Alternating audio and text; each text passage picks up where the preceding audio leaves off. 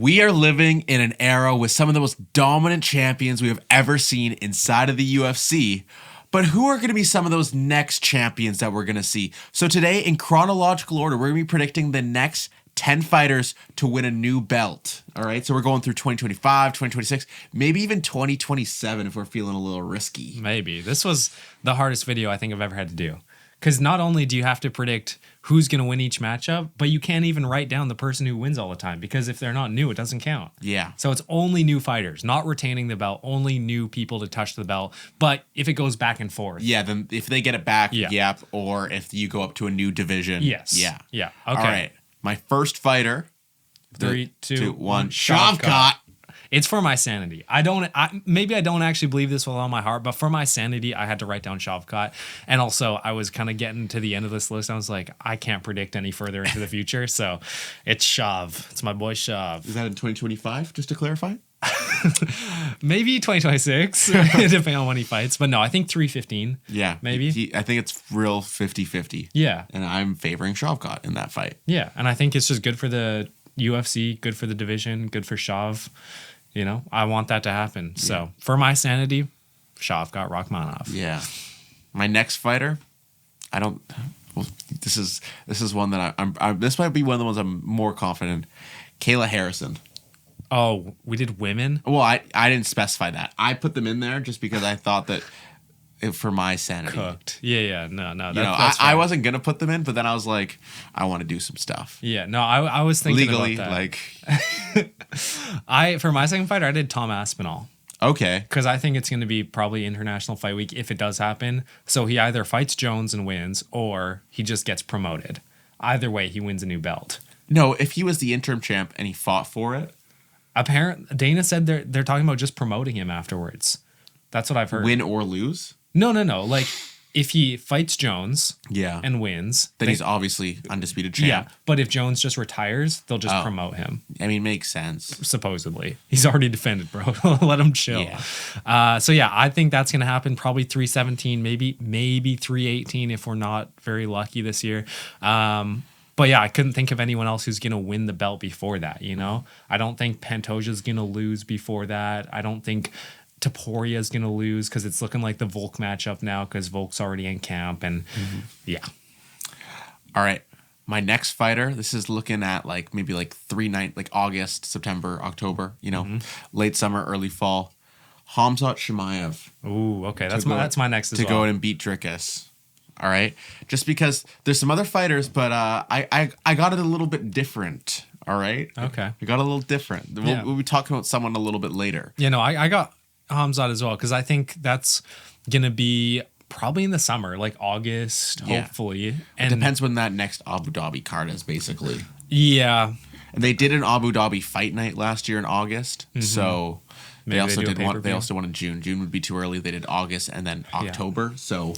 I mean, Khamzat, he's looking ready. Like, he's posting about Dricus. And Dricus only needs a 4-month layoff usually. Yeah. So, it's not like you need a crazy amount of time. Yeah. He didn't really get beat up in his last fight. So I'd say bring him back early. You know, why not? Bring him back in July or August. I think that's perfect.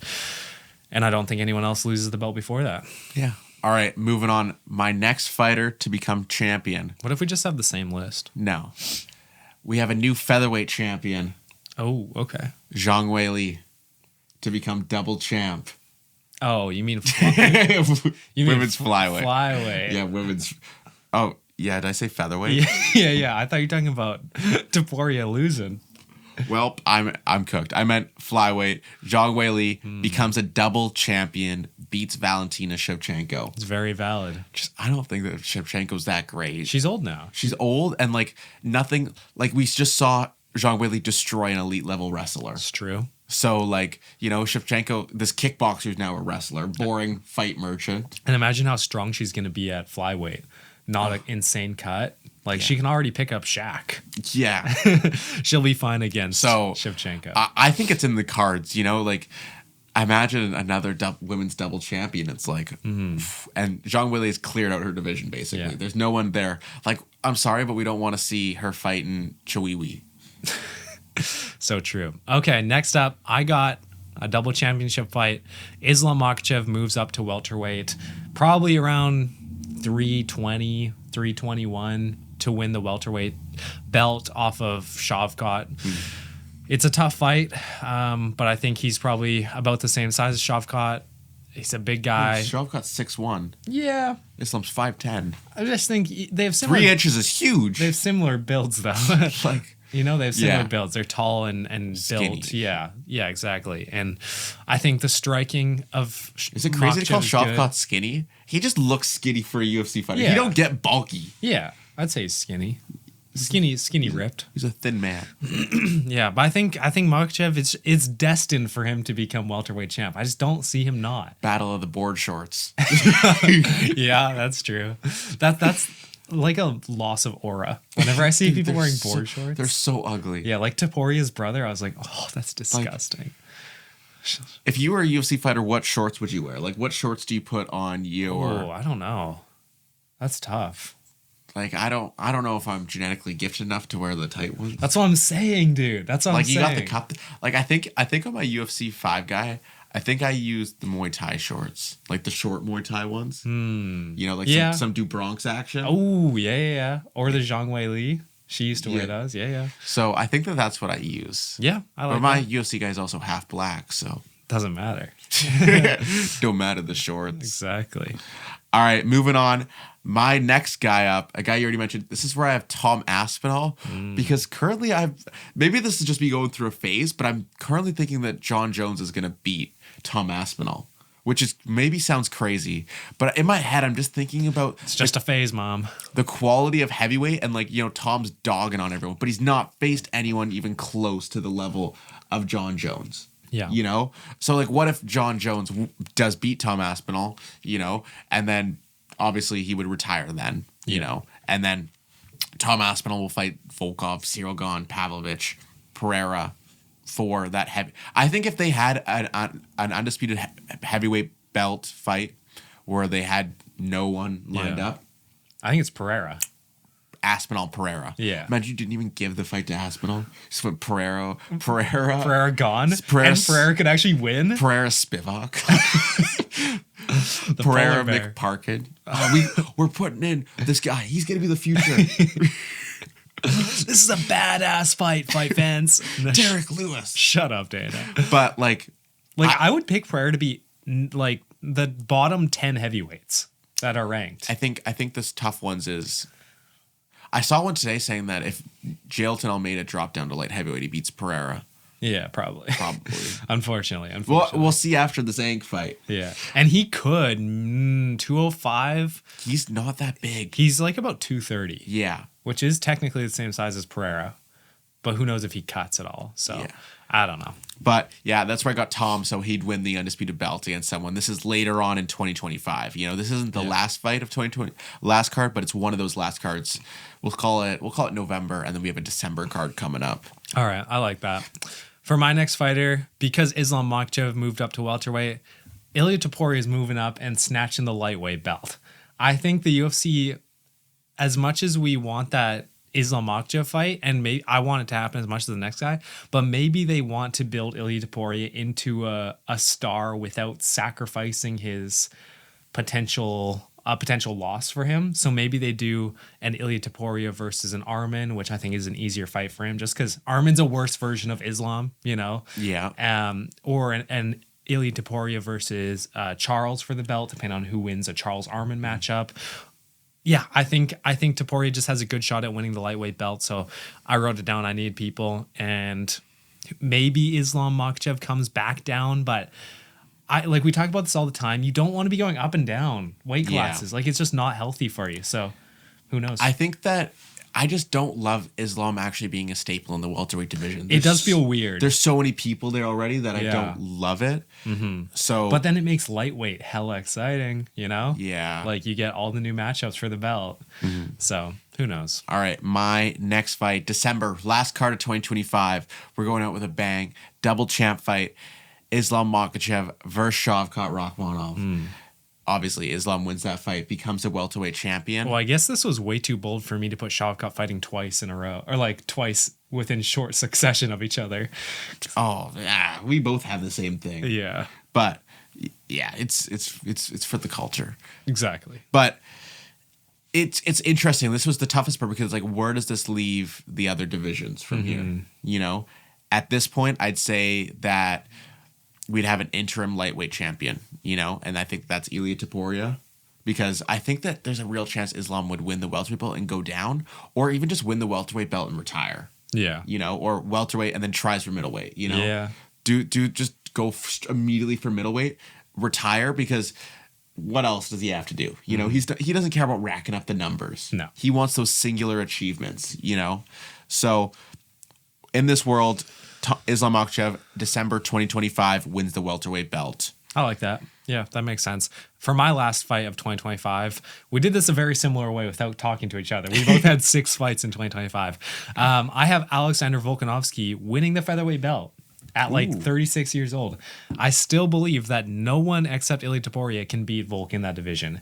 He is still way too good. I don't think Diego Lopez beats him. Definitely not Movsar, because Movsar doesn't have power. I think the only way you beat Volk is to put him out. How can you out tit for tat that guy? What if... Okay, actually, well, you keep going. Yeah, no, I just think that Volk is still the second best featherweight. And if Topuria moves up, they're going to make a belt for Volk because they love him. Yeah. And he's a great champion. Yeah.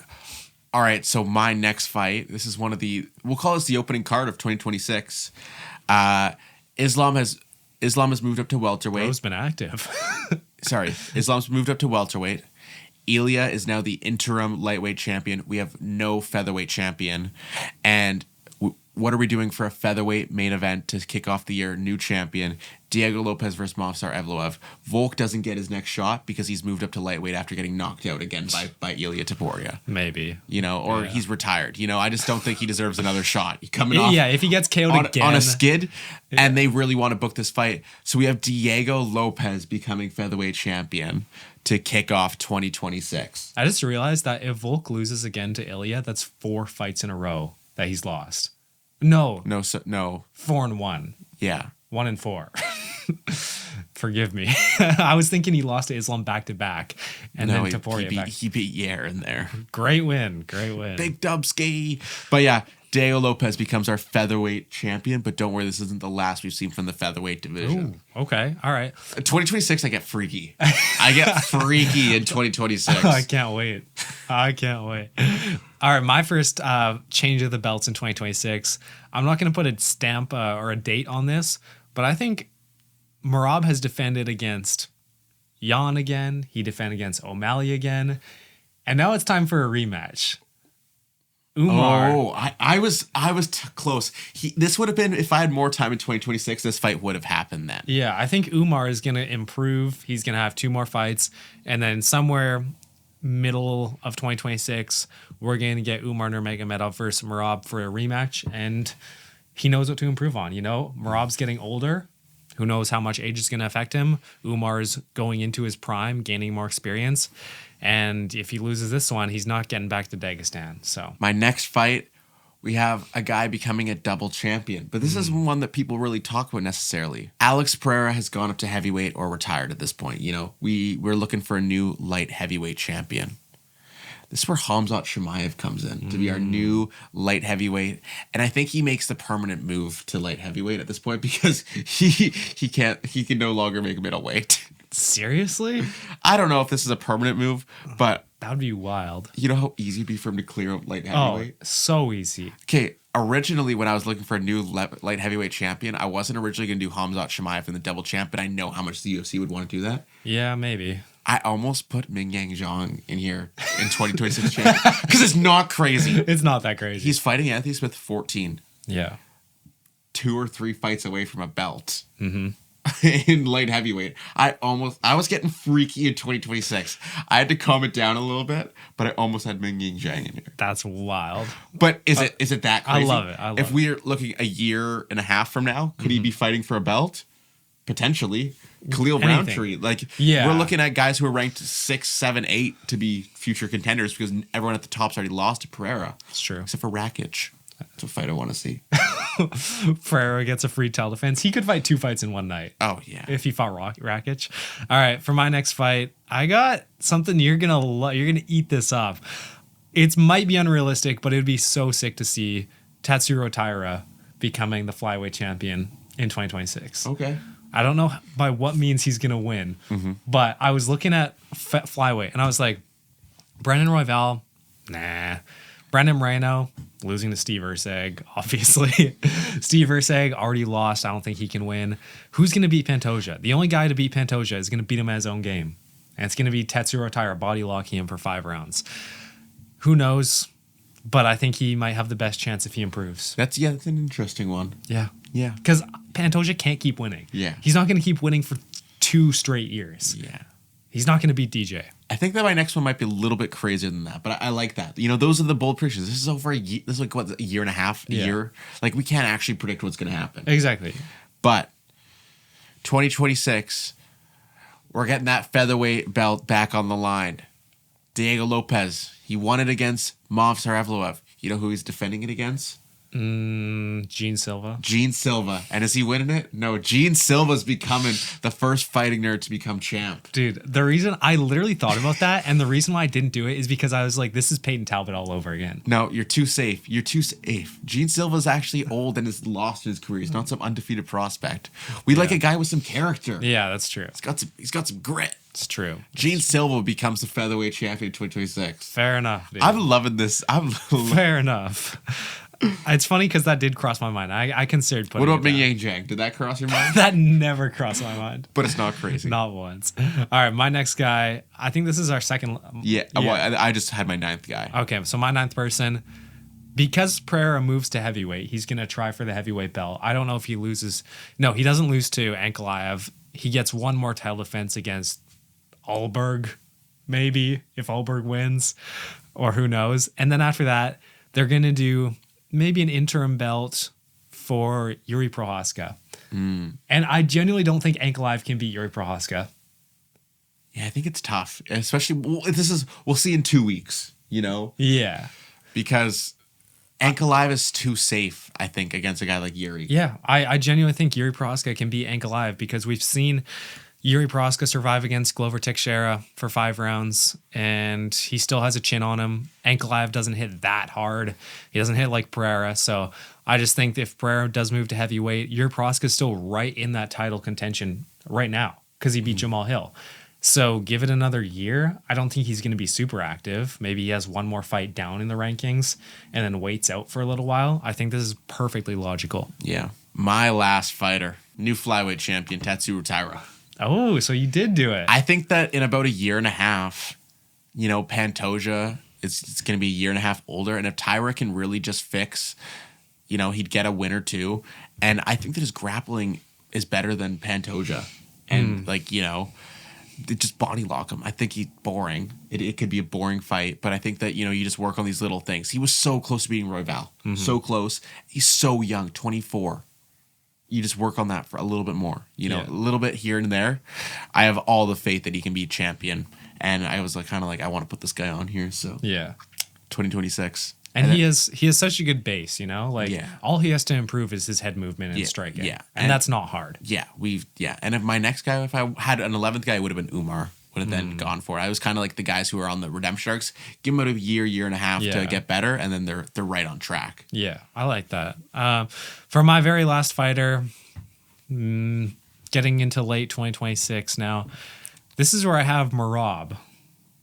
Okay. And I was trying to decide whether he's going to win the belt back from Umar in a trilogy, because he'll deserve a trilogy fight if he keeps defending, or if he goes up to featherweight and beats someone. Yeah. And I decided that he's going to get the belt back from Umar because I think featherweight is actually a little bit too skilled.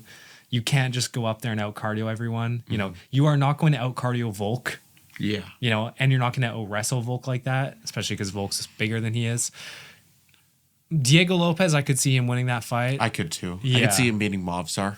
Yeah, like there's actually some interesting matchups for Merab.